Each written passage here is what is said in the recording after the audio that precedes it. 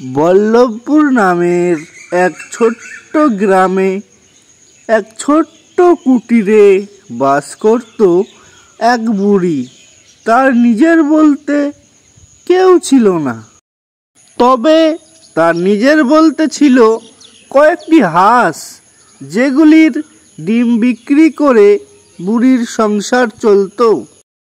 আর পাশের জঙ্গলে বাস করত এক দুষ্টু শিয়াল। একদিন সে খাবারের খোঁজে বেরিয়ে পড়ল। যেতে যেতে সে বুড়ির কুটিরের সামনে এসে পৌঁছালো এবং শিয়ালটি বলতে লাগলো, আরে বাস, বুড়ির হাঁসগুলো তো খুবই নাদুস নুদুস, একটা করে খেলে তো মন্দ হয় না। যাই, অন্য সময় এসে বুড়ির হাঁসগুলো নিয়ে যাব। এই বলে শিয়ালটি সেখান থেকে চলে গেল।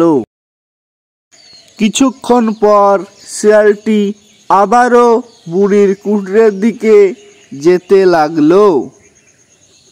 আর যেতে যেতে সে বুড়ির কুটিরের সামনে এসে পৌঁছালো এবং বলতে লাগলো, আহা কি আনন্দ আকাশে বাতাসে, বুড়ি বাড়িতে নেই, বুড়ির হাঁস খাবো তাড়াতাড়ি।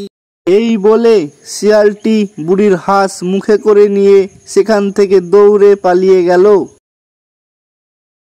কিছুক্ষণ পর বুড়ি তার বাড়িতে ফিরে এলো এবং সে কিছুক্ষণ তার হাঁসেদের দিকে তাকিয়ে বলতে লাগলো, আরে আমার হাঁস বাছারা, তোদের আরেকজন কই রে?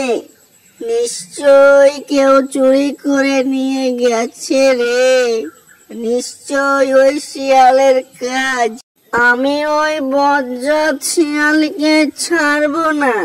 আসুক কালো আমার বাড়ি, ওরে দেখিয়ে দেব ও কার বাড়িতে হাঁস চুরি করতে এসেছে। পরের দিন সে আবারও বুড়ির কুটিরে হাঁস চুরি করতে আসে এবং সে যখন হাঁসটি মুখে নিতে যায় তখন তার দাঁত ভেঙে যায় এবং সে বলতে লাগে, আরে মরে গেলাম রে, মরে গেলাম, আমার 32টা দাঁত ঝরে পড়ে গেল রে। আমি এই বুড়ির হাঁস চুরি করতে আর কখনো আসবো না, এই কান ধরলাম। এই কথা বলে শিয়ালটি সেখান থেকে তাড়াতাড়ি চলে গেল।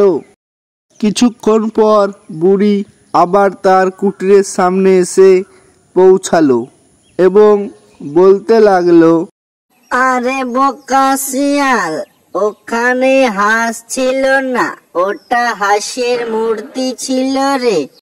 তোকে আমি আজ উচিত শিক্ষা দিয়েছি। এরপর থেকে শিয়াল আর বুড়ির হাঁস চুরি করতে আসে না।